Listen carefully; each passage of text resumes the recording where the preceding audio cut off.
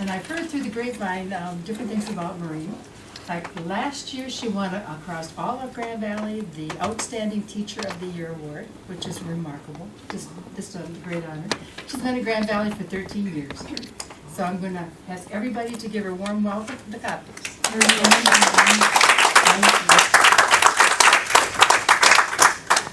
I'm going to start up here and then move back just so I can get to my thing.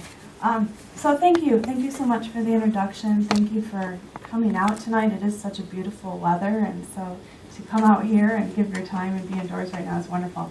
I'm really happy to be here and share some thoughts with you. The title of my talk tonight is A Jungian Perspective, and I gave that to be intentionally broad so that I could take it in a direction that felt personally relevant to me. And that's when I find I do my best work in the classroom or in a workshop or in the world, is when I'm being fully present in whatever I'm thinking about in the moment. And so for me right now, I'm going to give you here's the teaser. So for me right now, one of the things I'm holding the tension of for my students is, on the one hand, popular culture's message and theories about how to live and what we should do to be happy and live fulfilled lives. And the thing that I'm going to call that is the do what you love messaging, and I'll unpack that for you in a little bit. And the pursuit of happiness. The word passion comes up in there a lot too. Okay, so my students are dealing with this culture that tells them they need to do what they love and pursue their passion. And on the other hand, there's some other stuff going on there that we need to think about too. So I'm going to start this presentation by giving you a little bit of a case study. And this is summertime at Grand Valley is a fascinating thing because on the one hand, we have all of this construction that happens on campus. Every time you leave and come back in the fall, there are new buildings, and it's crazy. It's unbelievable. The other thing that happens at Grand Valley in the summer that's amazing to me is that over a series of 40 days in the summer, we do orientation for our incoming freshman class of about 4,000. It is a monumental task to introduce 4,000 young, eager, bright, passionate students to what it means to then go to Grand Valley and have an academic life. And it's something that I've worked with for many years. And so working with hundreds of students over many years, having them come in, and of course the first question nowadays is, what's your major, right? And so I can't tell you how many times this situation has come up. Here's the case study. So student Sally comes to new student orientation.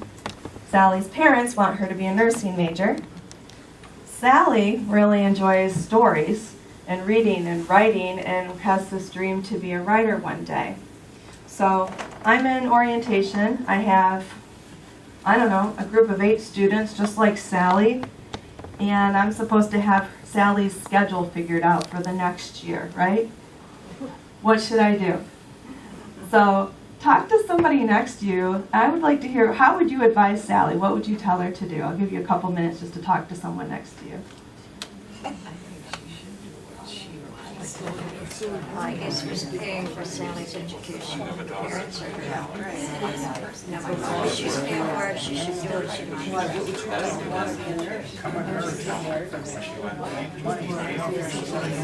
But I guess you gotta point out that an English major doesn't usually make a whole lot. There's no work out there. And she might be able to become a writer. Maybe she could do double major. And be the nurse first. But it's up to her. She doesn't want to be a nurse in the first place. And I have given you limited information.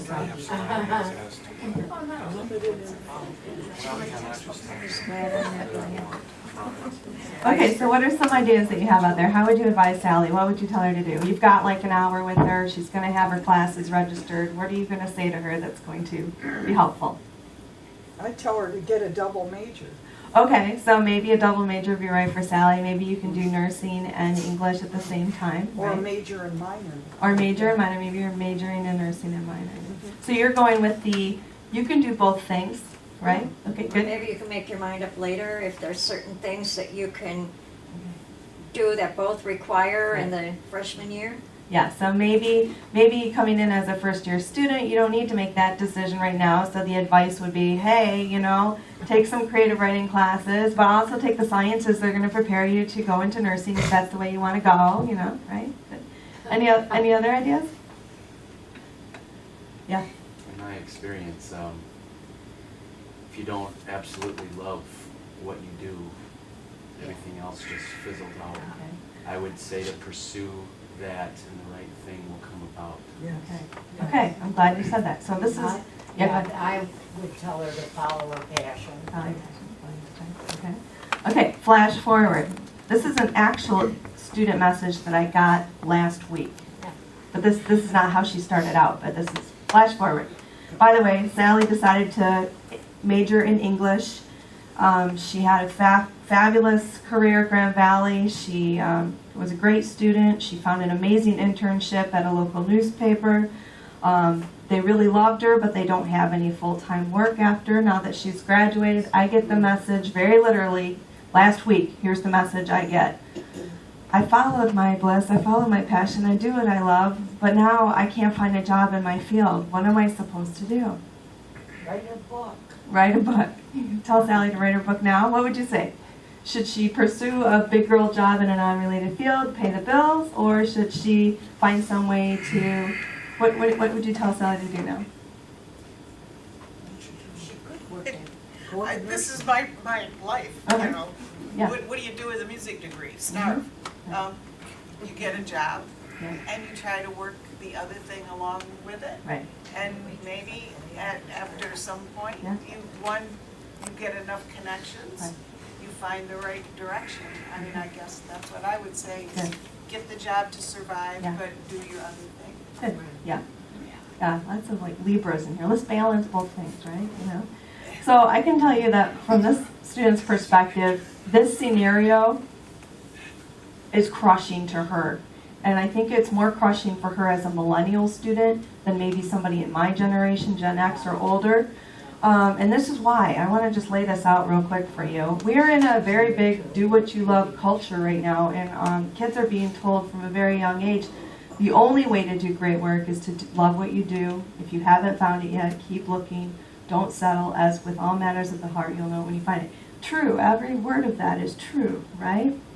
It's a very inspirational speech that Steve Jobs gave. Lots of my students have seen this already coming in, and they have a lot of pressure on them to do what they love, and that's good, right? It's an inspirational thing, but then there's also reality, and one of the unintended consequences of this philosophy is that it minimizes or devalues or makes invisible work that's not done out of a place of passion, and that's potentially problematic because then workers can be exploited, right? And on the other hand, if you do go into a field that you love and you're passionate about, it's really easy to devalue that too. And I've said this myself, well, I'm a teacher and I don't get paid a lot, but I love what I do, right?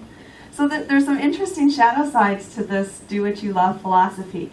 And there's lots of different ways that students, at least my students growing up, are hearing this over and over again. Another version of this, and I love Ken Robinson, I love his work.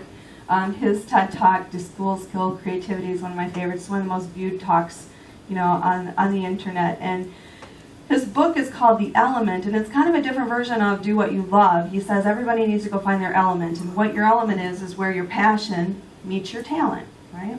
And again, this is good, this is inspirational, this makes a lot of sense.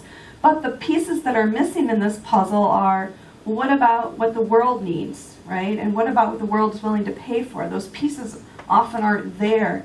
And in his book, to his credit, what the world needs is, he thinks, is at the end of this book, but it's buried. And so a lot of students will read an inspirational book like this, and again, they're really focused on the ego achievement, where's Rose, which they need to build a healthy ego in the first half of their life, but they're completely unaware of the depth of life as well if they're living by these flat philosophies. One more flat philosophy coming. This is a retirement commercial. The whole series is called Do What You Love, and it's by Dan Gilbert, who I'm a big fan of. He's a Harvard psychologist. He wrote this fabulous book called Stumbling on Happiness that has a lot of depth to it, but you're only seeing the flat surface of him in this commercial, which he's telling everybody, you should be doing what you love in retirement, and it's the same messaging, right? And it's interesting because, you know, Dan Gilbert's a part of the positive psychology movement. If you know anything about psychology, you know like the first 500 years was all about what's wrong with us, why we're so messed up.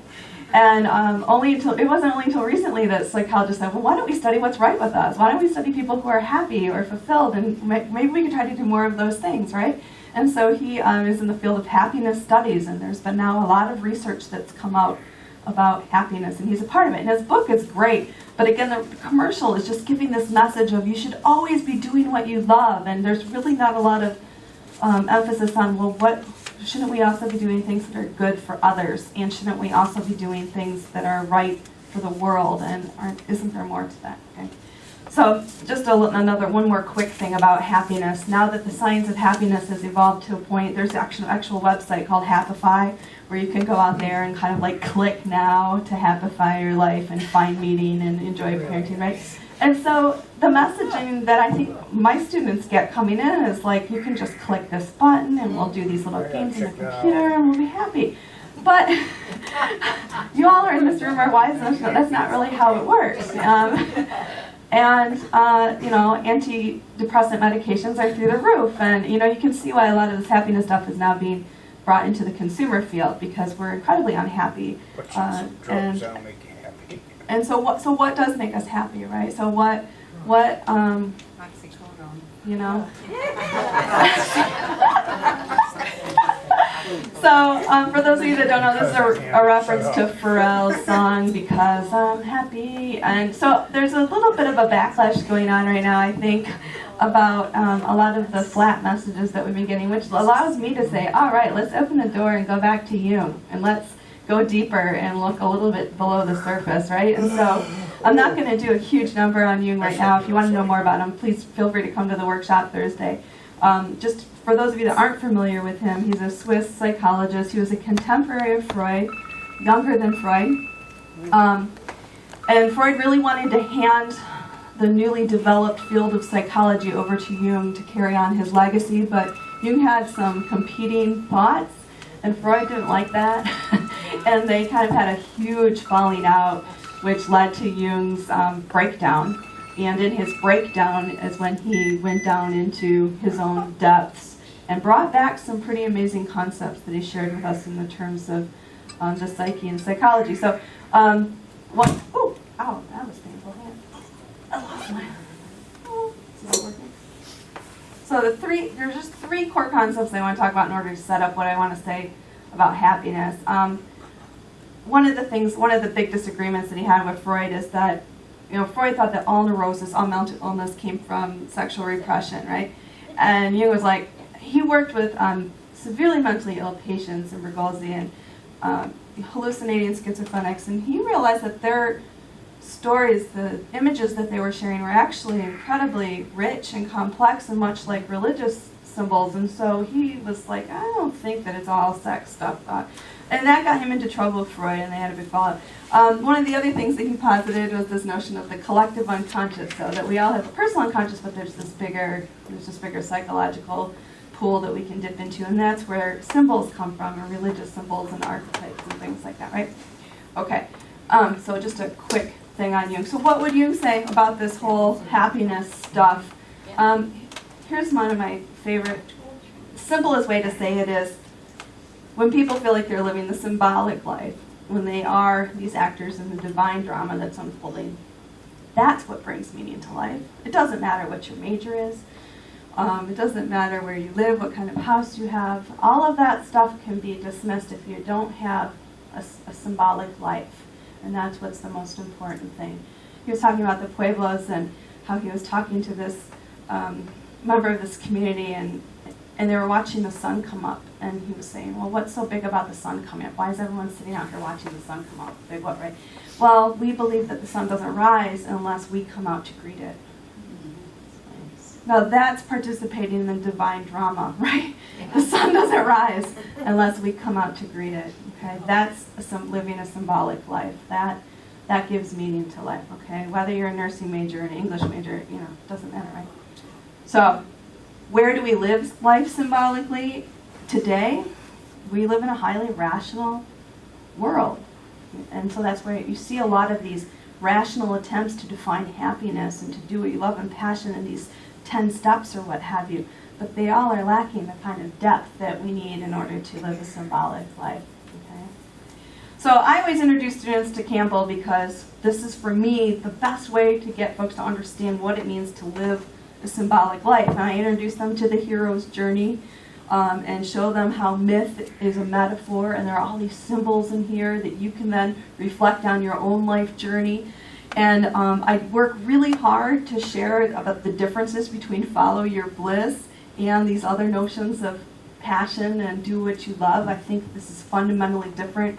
Campbell talks about follow your bliss in terms of making the transparent the transcendent. So it's through those uses of symbol and metaphor that we can touch what can't be said. That's what the symbol unpacks for us. So,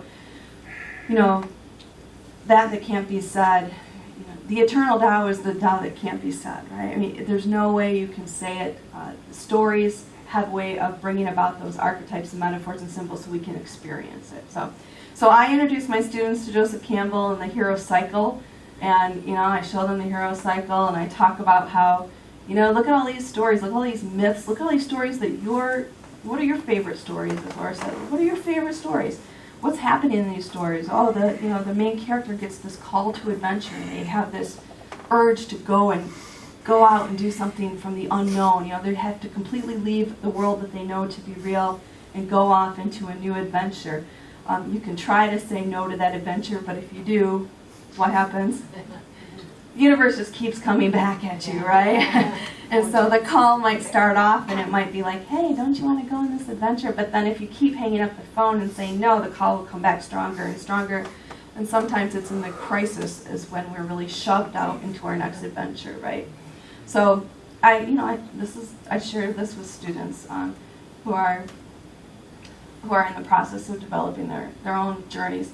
And then, of course, there's the initiation stage, and this is the stage where you've got the crisis, you have conflict in your life, and you are battling, and once you are developing all of these capacities through the trials and the tribulations that you're facing as you go through your heroic journey. Now, it's one thing to see a crisis in your life as, oh, this is horrible, this is why me, poor me, I have to go through it, I have to fight Voldemort, oh my gosh, Harry Potter could have said, oh no, I can't do that, and no, somebody else is going to have to do that, right? Or he could, what he did is he stepped up and faced his fear, and then through that facing of the fear, he gains those heroic, he takes responsibility for his journey. He doesn't turn into a victim. And so especially when I introduce this to students and ask them, what are your current struggles? Where are you fighting right now? Okay, and what's the fight trying to teach you? So becoming a divine participant in this cycle. And then, of course, the return. Once you've tackled your demons, you've slayed your dragons, then you get to have this transformation of consciousness where you've learned how you've grown through that process. You can reflect back on it and say, wow, that divorce was really horrible, and I wouldn't wish that on anyone. But I got to tell you, I learned a lot of things about myself, and now I'm a totally different person from that. So that's the hero cycle. I introduce my students to that as a way of explaining that if you want to live a symbolic life, this is one way to think about your life in terms of one epic myth, the monomyth of the hero cycle. And so following your bliss isn't necessarily about making a list of the things you love to do and things you're really good at doing and finding where they intersect as much as participating. Understanding how the hero cycle is giving you clues as to how to think about your life so that you can be the hero and take responsibility and not be the victim, right? So now knowing all that, respond to student Sally. How would you guide her now that you kind of are thinking about all those things? She needs to start studying some of those laws that comprise real being happiness. Okay, say that again. Needs to start studying some of the laws that you just described. Okay. Living a life of happiness. Okay, so shifting Sally, finding a way to shift Sally from the flat questions to some of the deeper questions, learning some of the laws, as you put it. Yeah, absolutely. Good. To be open. To be open. To be open to new things all the time. right? So asking Sally, like, what call, have you heard the call? Is there a call? Is there anything tugging on you from the universe right now that you need to be listening to? How can you listen more carefully, you know, right? Good. Anything else? What else did you say to Sally? I would say that maybe living some experiences that maybe she wasn't planning on would make her a better writer. Right. Because she would have something to write about. Good. So don't be afraid to go on a path that doesn't seem like it fits. Yeah, yeah. So although this path that you're heading on right now doesn't seem to directly correlate, you have no idea what composite characters you're going to meet out there that could end up in your books later, right? Yeah, absolutely. Yeah, that's good. Good. Other thoughts? Well, yeah, go ahead. I'm curious what you told her. Oh, okay, so I'll show you. Here, so I know Sally very well on this, but I call this archetypal advising because it's advising on a deeper level, right? It's not, it's asking some deeper questions. And we have a good relationship, so I can tap into some of these questions pretty deep with her. You can't do that with every student. You know, they have to have this setup, like you said, you have to have the laws, right, in place. But, you know, Campbell says one of the great pathways through to finding your bliss is through really solid connections with formal and informal mentors, finding people that you don't necessarily want to walk their path exactly, but they're people that you admire and that they're maybe a few steps down a path further than you are. I think hooking up with mentors is one of the best ways to find your way through. So I always talk about that with students, like, who's your mentor? Who are your mentors? Where are you at in the hero cycle, right? And then back to what Laura was saying, what myth is living you know? So if they're in the hero cycle and they're like, oh, I'm definitely in that initiation stage. Okay, so what's this struggle trying to teach you on? What are the so turning things into taking responsibility for your journey instead of like surrendering to that victimhood. And then of course the big question is, how are you living the symbolic life? If they're at a threshold point, what's happening in your dream life? Oh, well, funny you should ask is usually what comes up, right? Just had this dream last night. So what are the symbols in your dreams telling you? Whenever, this is a point, I'm teaching this class right now and I'm 1 week away from finishing this life journey course where I teach a lot of this stuff. And this is where folks start having the synchronicities pop up. So this is where we've read several stories that have this hero cycle embedded in it, and it's activating this archetype in them. And the folks that are open to this stuff, they start like blowing through cycles of growth, and it's really amazing to watch. So I had this student come in from outside, and she just looked at me and she went, I was sitting here, and then a spider came. And then I went over here, and then a different spider came. And then I went over here, and a different spider came. I said, well, what's spider telling you? Do you know anything about spider medicine? Go look it up, you know? So like all those synchronicities, the dream, all of that stuff starts exploding when you connect up to these archetypes. And you know, what are you reading? What are the stories that you're experiencing? You know, I love to talk about the importance of story and how it's really important. It's really important to encounter stories that have characters in them that are rich and complex and help us learn about ourselves. And so I do that a lot. And so I always start off my classes with, why do we read? You know, why do we study mythology? Well, because this is the pathway into the symbolic life in our culture. You know, there are lots of other ways, but here's the way I can do it in this class. And so, you know, and then if they can enter that place through the reading, through the images and the symbols and the myth, then just the pathway opens up pretty big and they can explode through that, you know. These are a few pictures from Jung's Red Book. It was just published a couple of years ago when he went through his underworld journey. He captured it in the form of images and writing, and these are a few of the symbols that came out for him. Again, I'll talk about those in the workshop Thursday and the next one too. Okay, so for Sally, you know, what did I tell Sally? You know, it's great because I can connect back because she's had my classes, so I can connect back and we can get right to where she needs to be. You know, she can ask some deeper questions and not be stuck at this flat surface dichotomy. Did you see all those dichotomies? Should I do this or that? Well, usually the answer is, why can't you do both and do it with that level of awareness? Walk that path with a level of awareness so that you're learning, so to align you with your bliss, right? Okay, thank you guys for listening. Thank you. Maureen, Do you want to bring up and pull up the flyer for this Yeah, I Thursday? can try to so find we it, can sure. Talk a little more about it? Sure, go ahead. We ran out of the flyers for a Thursday workshop, so. Yeah, I can find that. Maybe. Might take, oops, sorry, hang on, that's not there, sorry. Oh, sorry.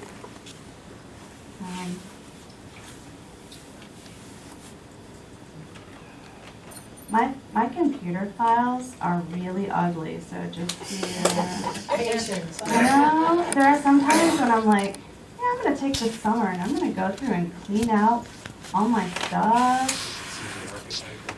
Yeah. Yeah. Oh, and it won't let me open it. Why won't it let me open- That's it right there. I have an idea. I have a better idea. Okay. Are you guys hooked up to the internet? Because I can go to your website. Yeah. Oh, overdue. Can't remember what the Yeah, it is. I password was is. up there. Yeah. Wireless. Yeah, where It's is Atlanta 33. I'm already connected. Oh, I'm not connected. Oh. Okay, I'm sorry. It is on the website though. So do you want me to talk a little bit about what I'm doing? Yes. Okay. So in the Jungian shamanism workshop, what I'll do is it'll be like kind of a two-part thing. And the first part will be talking about Jung in a little bit more depth than I did here in just a few minutes, and the connection between his ideas and the practice of shamanism. And I'll talk about that broadly, and I'll give some specific examples. So the first part will be more like presentation stuff. And then we'll take a break, and we'll shift the space out of the head, go into the heart, and I'll bring my drum, and I'll do some drumming, and I will lead you guys on an archetypal journey. So it'll be like a shamanic journey, but it'll be rooted in connecting to these symbols. So again, so like in my life journey class, I spend weeks through story connecting people to the symbolic life. But I can do more in 10-minute drumming than I can in a whole 15-week course, because you can connect up all kinds of things with a solid drum and guided meditation, so I'll be doing that. Does that make sense? Great. Okay. Any questions for you guys? Do you have any questions? Forgot to ask this.